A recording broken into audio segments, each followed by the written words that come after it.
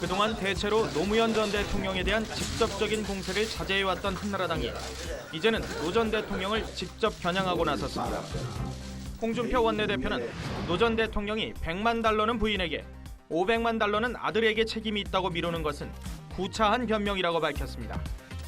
특히 한나라당은 이번 사건을 박연차 게이트에서 노무현 게이트로 확산시키고 있습니다. 국민 여러분께 면목이 없습니다. 실망시켜드려서 죄송합니다. 가서 잘 다녀오겠습니다.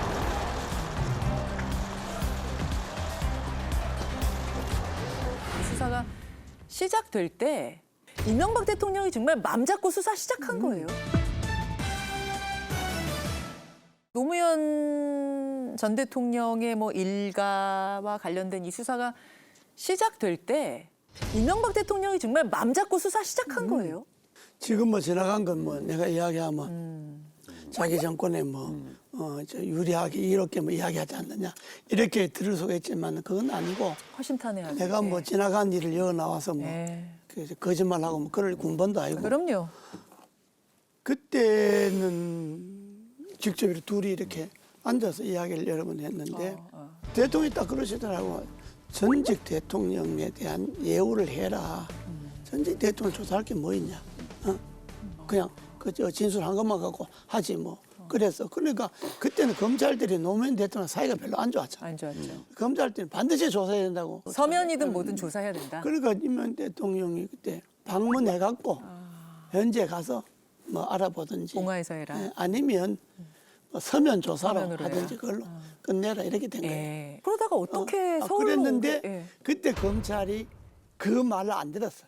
반드시 수환 조사해야 된다고 이렇게 됐는데 그래서 이제 뭐 왔잖아. 다 중계가 됐죠. 다 중계가 되고 그래 뭐 그때 내가 그랬지 봐라 뭘그 서울로 저 모시고 와서 저렇게 전국에 생중계를 하든지 저렇게 난리를 치냐.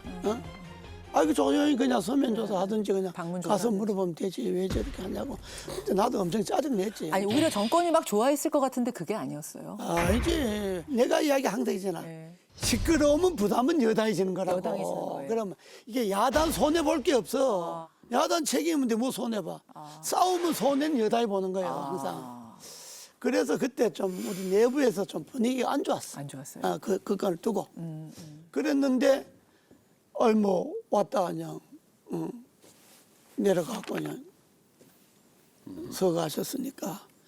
그럴 때 우리는 참 참담했지. 자, 그날 아침에 이제 온 국민이 받았던 충격이란 건 어마어마했는데 그때 뭐 이명박 대통령은 어떤 이명박 대통령 진짜 비통했지, 침통했지. 침통하고 그때 그랬어. 내가 뭘 했냐고. 그거 조사하지 말라는데 왜 자꾸 긁어서 이렇게 일을 만들었냐. 뭐 그 이야기는 한마디 하셔서 그럼 우리가 다 고개 다 숙이고 있었지. 그날 총장님은 어떻게 소식을 들으셨어요? 아니 아침에 집에서 텔레비전 뉴스로 보고 봉고차를 타고 옹화로 내려갔죠.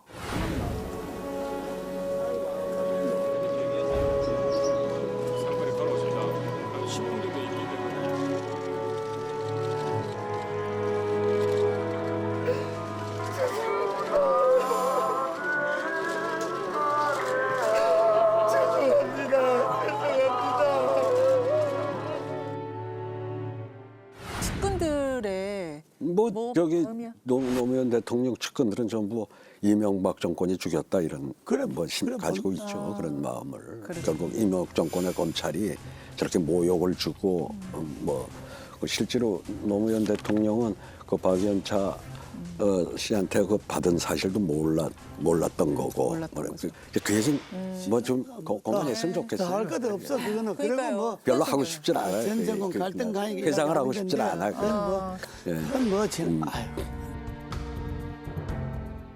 몇 년 후 상황이 바뀌어가지고 문재인 정부 들어서고 나서는 또 이제 MB가 이명박 전 대통령이 구속이 됐는데 그때 또 MB는 내가 그것 때문에 보복당하는구나 또 그랬던 거죠. 우리 쪽 사람들은 다 그렇게 그래 생각하지. 그 생각하고. 당연하지 그래 생각하지.